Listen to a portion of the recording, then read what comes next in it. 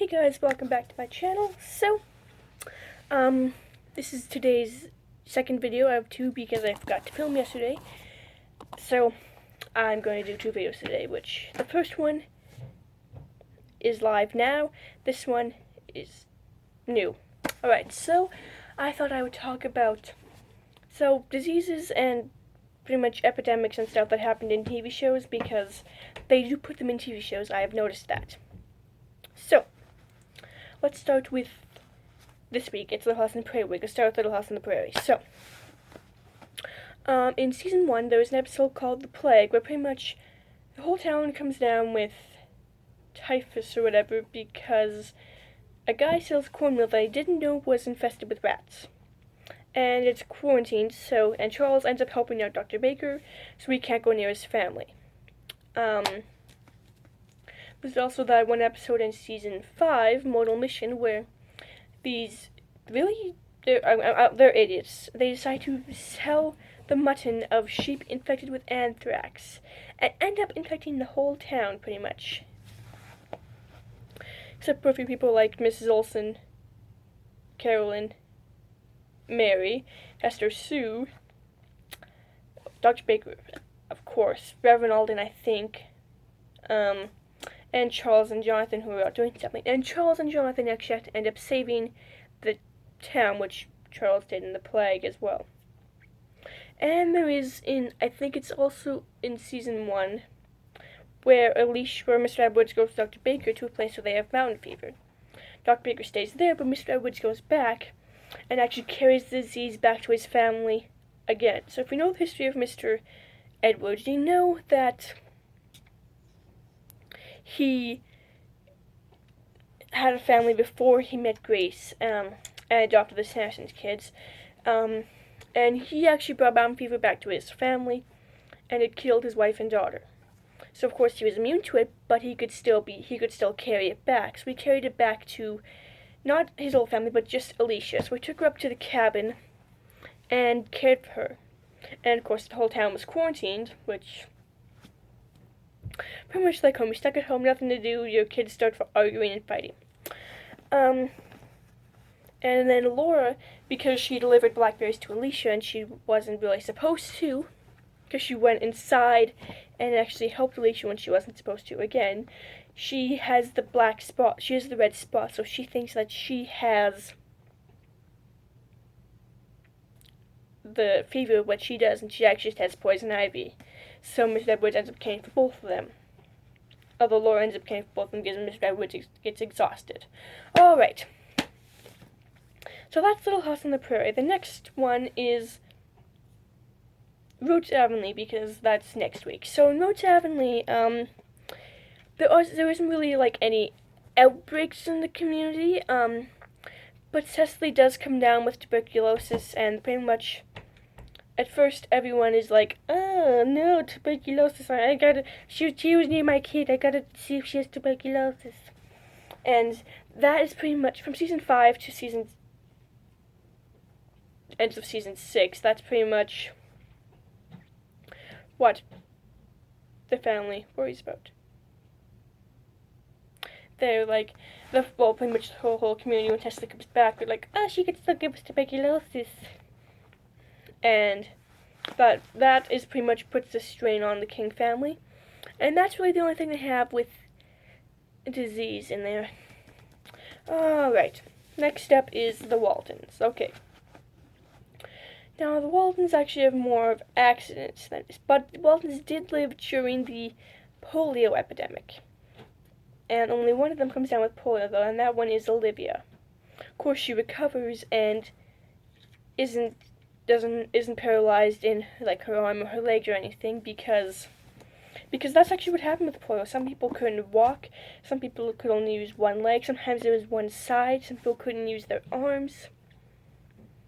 Yeah, so but she was one of the lucky ones. Alright. Next, How to Train Your Dragon. How to Train Your Dragon, you might think, no, not in kids' movies. The TV shows. In Rise of Penny's Book, there's that eelpox episode where it's like the flu for like cold and flu season, like the Christmas season. This season it's flu season. Although technically now every season's COVID season, so. But it's pretty much cold and flu season. They get eel pox. I'm not sure where they get it from, but pretty much eels stop the eel pox, but dragons are scared of eels because if a dragon eats an eel, they get eel pox. And pretty much, Hiccup goes searching for an eel while the whole town is pretty much infected. Except for Fish Legs. I don't think Fish Legs goes with him. Stop Out, and pretty much it's like the flu, makes you go delirious. Stop Out tries to create a dragon rebellion with the dragons, and the twins end up thinking there's some scientists from like the Middle Ages who discover stuff. And Astrid, I think she has it too, but she doesn't go delirious like them. Pretty much waits outside, endangering her health for Hiccup. And then there's also that episode in Race to the Edge where Astrid finds a ship infected with the Scourge of Odin, which is pretty much the bubonic plague. Which isn't like the flu and COVID and all most diseases where it's through saliva and air. This one's actually through like one of the Vikings scratches her, and that's how she gets the Scourge of Odin, is because they scratched her. So this one is through bloodstream. Of course, Astrid is the only one infected because she doesn't scratch anyone else, but Hiccup and, well, mostly Hiccup, but still pretty much most of the Dragomars try and save Astrid's life. And finally we come to Heartland. Now Heartland only has about one episode where a person gets sick. Most of them it's horses. The only big one where they had kind of an outbreak was the episode Quarantine, where the horses came down with strangles because Kit, knowing her horse had been exposed to strangles, boarded her horse, had Amy help her horse at Heartland, and kind of brought strangles to Heartland, infecting a client's horse and Pegasus. Unfortunately, Pegasus doesn't make it. And then in Heartland, there's also the end of season 10 when Ty gets severe pneumonia from a tick bite, because ticks, as you know, they're parasites, so they're kind of like mosquitoes where they pass blood through different victims. So that's how Ty got pneumonia, because the tick bit a victim that like had pneumonia and gave it to Ty. And that one is actually the only one where someone comes close to death. And that's pretty much it for diseases, but they are in TV shows too. And books. I read a book called Resistance, and it was about Jews and other people joining the resistance against Poland and getting into the Jewish ghettos, and pretty much brought a glimpse of what the Nazi rule was like in Poland. Very gruesome, very brutal, and people in the ghetto got usually typhus or something like that, and the guards didn't want us, they'd stay away. And it was actually a very, very sad image. So, again, thank you guys for watching, and sorry about the mix-up yesterday if you were expecting a video. But you get 2 videos today, so yay. And stay tuned for next Wednesday, where it is... Let me see, am I able to do next? Oh yeah.